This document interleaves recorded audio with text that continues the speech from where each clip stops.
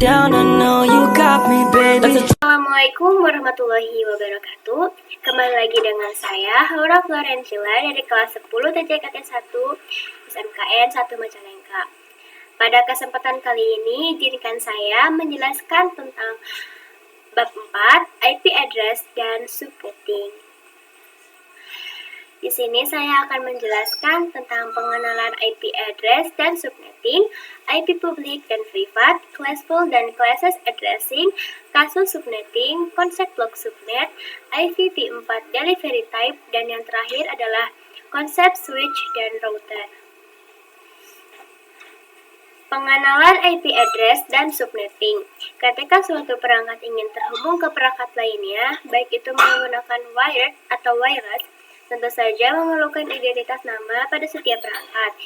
Identitas tersebutlah yang dinamakan IP address. Lalu pada subnetting adalah upaya atau proses untuk memecah sebuah network dengan jumlah host yang cukup banyak menjadi beberapa network dengan jumlah host yang lebih sedikit. Teknik subnetting membuat skala jaringan yang lebih luas dan tidak dibatasi oleh kelas-kelas IP classes A, B, dan C yang sudah diatur. Lalu ada IP publik dan privat. Singkatnya, IP publik merupakan IP yang digunakan di internet dan bisa diakses di mana saja. Jadi, misal kalian mengakses Facebook.com, YouTube.com, dan lain sebagainya, maka secara tidak sadar kalian sedang mengakses IP publik masing-masing yang dimiliki oleh mereka. Asalkan device kalian terkoneksi di internet ya. Lalu, alamat IP privat digunakan di dalam jaringan lokal dan tidak dapat diakses langsung dari internet. Ini adalah bagian penting dari konsep yang dikenal sebagai Network Address Translation atau NIT yang memungkinkan beberapa perangkat dalam jaringan lokal menggunakan suatu alamat IP publik tunggal untuk berkomunikasi dengan internet. Lalu ada classful dan classes addressing. Classful adalah pengalaman IP yang dibagi menurut kelasnya. Contohnya dari 5 kelas A, B, C, D, dan E. Kelas A sampai C digunakan untuk jaringan unicast. Lalu kelas D digunakan untuk jaringan multicast. Dan kelas E dipersiapkan untuk penggunaan di masa mendatang. Tentang jaringan ini saya akan menjelaskannya di bab berikutnya ya.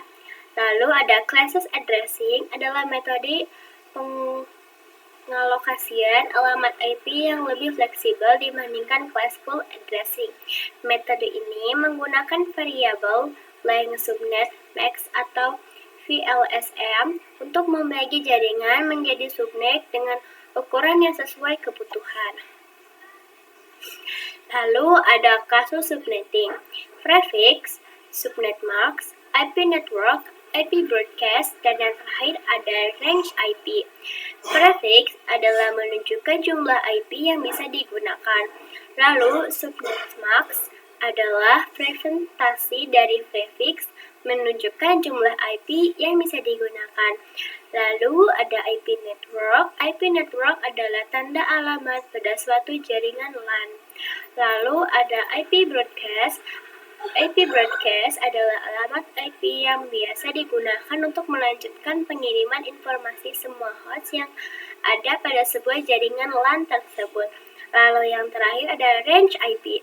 Range IP adalah yang bisa digunakan. Konsep block subnet. IP networks, IP broadcasts diibaratkan seperti ruangan, lalu setiap blok subnet default tidak bisa saling komunikasi. Ada 10.10.10.0/27. Ada IP network 0326496 dan lain-lain. Lalu ada IP broadcast 316395 dan lain-lain. IPv4 delivery type. Nah, di sini ada unicast, multicast, dan yang terakhir ada broadcast. Unicast atau one-to-one communication, Unicast adalah proses pengiriman data yang diterima oleh host saja. Contoh, unicast itu seperti yang dilakukan oleh IP address. Lalu ada multicast. Multicast atau one-to-many communication. Multicast adalah proses pengiriman data oleh suatu host ke beberapa destinasi yang sudah dikelompokkan. Lalu ada broadcast atau one-to-all communication. Broadcast adalah pengiriman data yang diterima oleh semua host pada jaringan yang bisa kita sebut black subnet yang sama. Lalu ada konsep switch dan router. Pada jaringan komputer ada beberapa device yang kita perlukan untuk membangun jaringan itu sendiri. Di antaranya ada switch dan router. Switch digunakan untuk mengkoneksikan perangkat yang satu network. Lalu router digunakan untuk mengkoneksikan perangkat yang berbeda network. Nah, teman-teman, mungkin itu saja dari saya. Mohon maaf bila ada kesalahan kata atau typo. Sekian dari saya. Wassalamualaikum warahmatullahi wabarakatuh. Bye bye, see you.